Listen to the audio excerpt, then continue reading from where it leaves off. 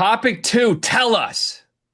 Topic two is a new segment I like to call Yannick Conan Niederhauser candidates. And what I mean with this is this time next year on the NBA draft deadline, who is a player that we're going to be like, wow, I can't believe that dude is staying in the draft because he's about to be a top 40 pick. That if you told us that on May 29th, 2025, we would say, like, dude, what are you talking about? Like Niederhauser, I think he played at NIU before Penn State, was like this unknown quality coming out of the MAC, and not just the MAC, but like a terrible MAC team, and was this awesome rim protector lob threat who I think compares very favorably to guys like Mark Williams and Derek Lively, just doing like some Bart Torvik queries. So I want to pick one player from each of the top five leagues that we think could be in this position this time next year. We've done too many episodes. This is the one moment where I'm like, we do too much content. We're guessing Yannick Conan Niederhauser candidates. We are guessing Yannick Conan Niederhauser candidates. I Come on, gotta let's. I gotta reevaluate everything. We will come to a consensus on this. We don't all each get one because that would be a little too challenging. But I want to start in my league with the ACC. Who could we see this time next year out of nowhere becoming a top 40 pick? Do you think in your mind this part of this comes from like it has to be a mid-major guy who's just getting into the league, or can it be someone we're like familiar with already?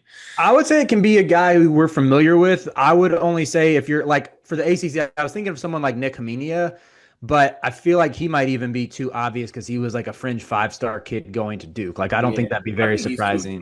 I feel like he's too good. Can I give you the one that I had and get y'all's thoughts? Yeah. Yeah, I said Kenai Roots from Louisville. Like he's a former top 40 recruit who was lost in the shuffle last year.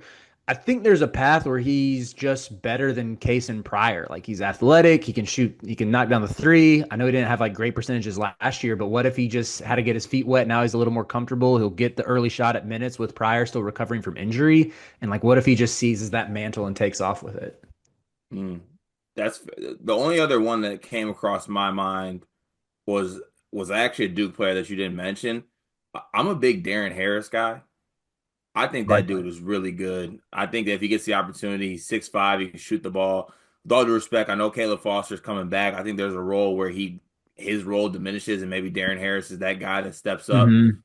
They need a shooter on that basketball team, even though they have some other pieces like Isaiah Evans in the fold. I just think like Darren Harris is a guy who's going to have an opportunity to step into a role that was kind of left a void by the two previous like shooters, which was McCain 2 years ago and then Con Knipple last season. Hmm.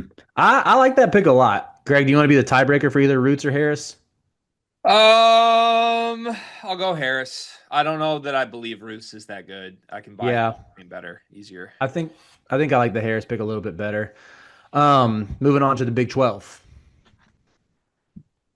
My Ooh, my pick here is in the Conan Niederhauser camp of like rim protector lob threat. I said Jeslyn Bodo at Baylor. Like his freshman year at High Point, he was really, really good defensively, and I think showed like these. You could at least see the signs that he could be super mobile and switch and guard multiple positions. At the very least, he is like a crazy lob threat and blocks a ton of shots. is it cheating to pick Darion Reed? I think Reed Also, was my sorry, other thought. let me stop it. I did the Oh, thing again. he's Oklahoma's in the SEC. SEC. Sorry Yep, about yep. that. So I want to take that away. Um, I had honestly, no, they're in the SEC too. Right, who do you have? Jesus, man. This is why you need Jim Root's roster sheet, dog. God, I need to be better. Maybe like Michael Ratai is like probably too old. Not too old to be a top 40 pick. I would Oh enter. wait, that was gonna be my pick. I forgot he's at Baylor. Yeah, that's what I want. I want Michael Rataj. I think that he has a prototypical like stretch four type thing going on. I thought he was really good, even though Oregon State stunk. And I need my get back for all the Jordan Pope stock that I bought. I need an Oregon State guy to hit. That'll be Michael Rataj. You want to Yeah. vote on the tiebreaker, G, or you have a nominee? I don't want to acknowledge anybody from Baylor, and you guys gave me two Baylor guys, so I'm gonna go in a different direction here. I'll this is a pure just I hate this answer. Baba Miller. Okay, I he was on my big board. He's an NBA draft archetype type at least, where like if Wes Miller just I don't know gets some prolific numbers out of him, I could see him rising. Cart, do you feel strongly about any of these three that you want to lobby for? I like Baba because I think it's more in the role of a Niederhauser. I'm good with Baba too. Let's go with Baba. Big Ten. I said Rakese Passmore, former OTE kid, new opportunity under Buzz Williams. I'm buying Maryland in general, so I like that answer. I like that answer a lot. I'm a big Rakese Passmore guy, so I'll go with that.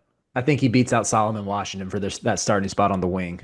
That was Yeah. easy. Let's rock with Rakese. Can I be a homer for a second? Ademara. Winners Grady. Just Mara. Like straight up, if Dusty gets Mara to hit his ceiling, isn't he like the potential lottery pick he was supposed to be a couple years ago? Yeah, I would say Passmore probably qualifies a little more just because like Mara at least at one point had lottery hype, you know? Oh, like a complete out of nowhere type. Yeah, that's Mhm. fair. Yeah. The only other name I was gonna bring up for that one was dude from Iowa, the Robert Morris transfer. Oh, I like that shout too. Yeah. He's I think really he's gonna be good. really good. Yeah. But Yeah. I like Passmore though. I'm a Passmore guy. Yeah, I'm fine with that. Moving on to the Big East. Cart, lock in. Julius Halifanoa, baby. Yeah. That's an insane pick because there's only one right answer for this, and it's my Creighton Blue Jays, and it's Jackson McAndrew. Oh, I might like it. I think I like McAndrews. What? Pick. He's not. He's Breakout. been around. He's only He's only a sophomore. sophomore. He's Yeah, a but like, sophomore this year. what does NBA player Jackson McAndrew even look like? A 6'9" stretch 3'4", who's an athlete as well. I guess. Isn't like Blake Harper the right Creighton answer for this? But like he's Blake Harper has too much. He had too much hype. He was yeah, I the think most like tampered with player in the portal, according to Kevin Sweeney.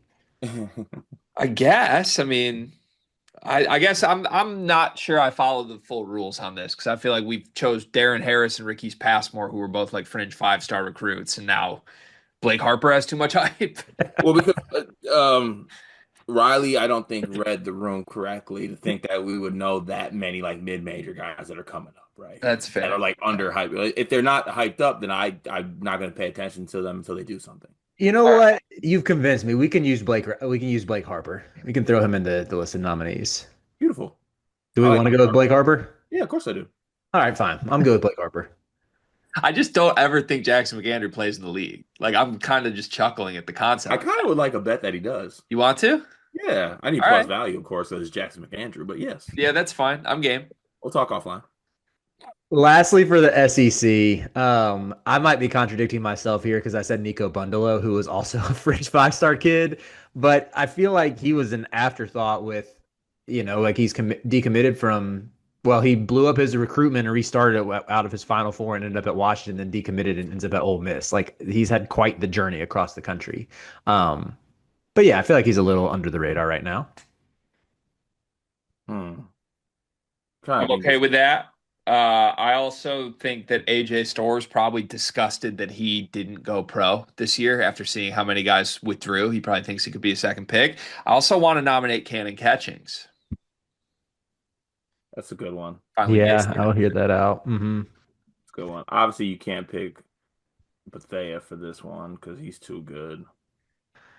I don't know why, but Taylor Bull Bowen was kind of calling my name on that Alabama roster. You know, I'll go with Noah Williamson if we're gonna go to like the low mid major guy. That's actually, I don't hate any of those. yeah. Let's go. Let's go. Can I pull rank? I want Williamson. I'm good with Williamson. All right, Williamson it is. Okay. He's shaped like Niederhauser.